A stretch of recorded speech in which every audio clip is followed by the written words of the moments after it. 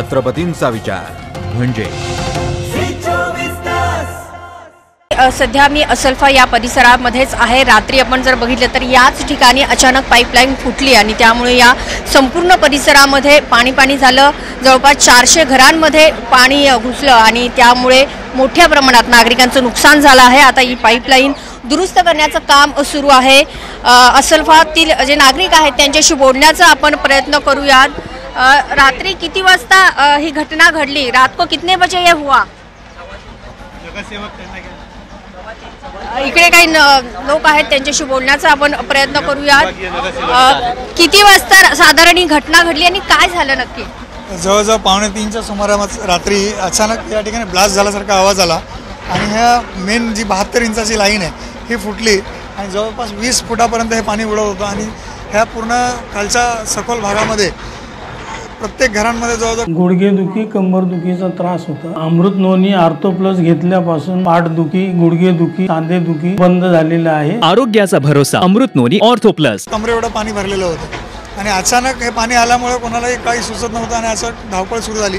तेव्हा आडाओढा झाल्यानंतर लोकांना कळालं की पाण्याची लाईन फुटली आणि हा सगळा प्रकार घडला।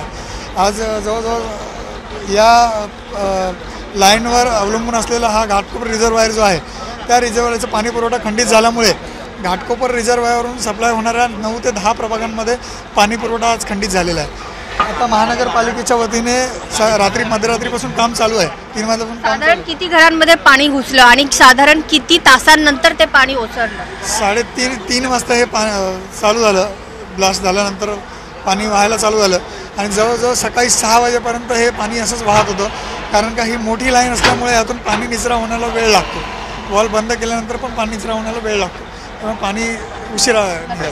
शेवटी आपण बघितलं सध्या इथे काम सुरू आहे, मात्र नागरिकांचं इथे मोठं नुकसान झालंय।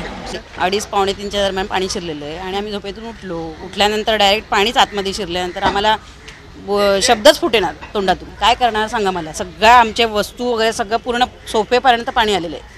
पूर्ण सोफे बिरले, मुलांची पुस्तकं वह्या सगळं मला आता बोलू नाही सांगू शकत मी। आता भरपूर अवस्था घाणेरडी झाली। बघा तुम्ही, आता आम्ही इतका त्रास करून सगळं कामं करून घेतली पण तरी पण आमचं सगळं वाया गेलेलं आहे, अतोनात नुकसान झालेलं आहे। आणि तोपर्यंत आम्हाला तरी इथून मी ओरडत होती, माझा आवाज बंद सगळ्यांनी केला, गप्प बस, पण तोपर्यंत आम्हाला कोणाचीही मदत मिळाली नव्हती, इथपर्यंत कोणी आलं नव्हतं। आणि आत्ताशी जरा माणसं दिसत आहेत, आता आम्ही 2-3 फेऱ्या टाकल्या तेव्हा जरा माणसं आलेली दिसली। मला तेच विचारायचं, रात्री तुम्हाला काय मदत मिळाली का? रात्री कोणी आलं नाही इकडे। आमच्या घरांमध्ये पाणी गेलं, किती नुकसान झालं सगळ्यांची, भरपूर अतोनात हाल झाले। इथे जे काही पाईपलाईन आहे किंवा काय आहे याची वरचेवर दुरुस्ती होत नाही का? नाही, वरचेवर होत नाही, ती खोल आहे ना आतमध्ये, कोण लक्षच देत नाही। मागे पण तिथे फुटलेली। इथले कोणी नगरसेवक असतील स्थानिक, काय त्यामध्ये लक्ष नाही घालत ते आता आपण काय बोलू, नगरसेवकच। हाच पाण्याचंच हे आहे ना, हे पाईपलाईन हा 2दा झालेलीच आहे ही घटना, त्याच्यामुळे त्रास सगळ्यांनाच होतोय। लहान मुलांचा केवढा मोठा प्रश्न होता, त्यांना आम्ही वर उचलून दुसरीकडे हलवावं लागलं, एवढं टेन्शन सगळ्यांना आलं होतं। जीव वाचवणं तर फार महत्त्वाचं होतं आणि सामानापेक्षा अतिशय त्रास झाला। घरामध्ये पाणी इतकं भरपूर एकदम आलं, एकदम बघतो तर पाणी एकदम फुल पाणी, एकदम सगळे इकडे तिकडे एकदम पाणी, एकदम बाहेर बघतो ते सगळीकडे एकदम पाणी, एकदम पाण्याची अवस्थाच नाही। पुरं इकडून तिकडून येऊन खाली येऊन बघतो तर इकडं पाणी तिकडं पाणी, कुठं जावं तरी कुठं, पण रातभर जागाच आहे। पोराला बाहेर नेला मग आम्ही, एकदम व्यवस्था काय आता दुरुस्ती तर चालूच आहे, पण ते आताच दुरुस्तीचं काम चालू केलं होतं। आता ते काय म्हणते तेव्हा दुरुस्ती आम्ही केली, आता किती वर्षापासून ते म्हणतात आताच आम्ही कंप्लीट केली म्हणतात। जिम्मेदार तो भी सरकार ही, और तो कौन है? सरकार ही। अभी हमारा तो खुद का पहले आज के 6-7 साल पहले हुआ, जब भी नुकसान हुआ, अभी कौन भरने वाला है? अभी नुकसान हुआ, बच्चा लोग नहीं रहा, बहुत अच्छा बच्चा लोग ऊपर रहा करके सोएला, पूरा गादी फादी सब भीज गया। अभी गिराई को तो देना पड़ेगा हम लोग को। तो आपको हेल्प करने के लिए कौन आया? हेल्प करने के लिए पहले भी कुछ नहीं दिया, तब की क्या देगा?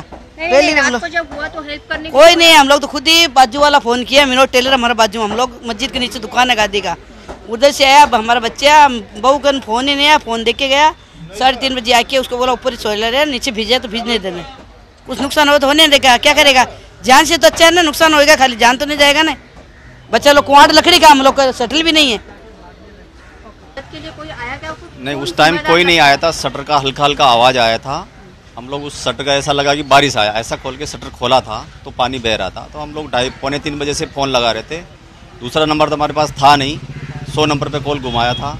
उसके बाद लगभग 3:30-4 बजे बात हुआ कि हम लोग भेज रहे हैं। ऐसा करते करते 6 बजे तक पानी बह रहा था। तो सबके घर में कम से कम 4-4 फुट 5-5 फुट पानी भर गया और 4-5 बाइक बह के गया। ऊपर से शटर टूट के नीचे हमारी दुकान के सामने आके अटक गया।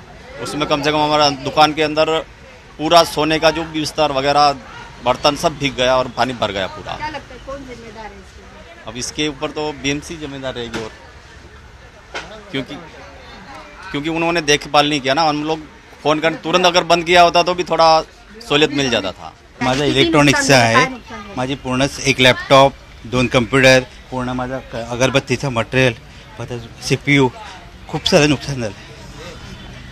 तुम्हाला मदतीला कोण आलं का रात्री? रात्री कोणीच मदतीला नव्हतं।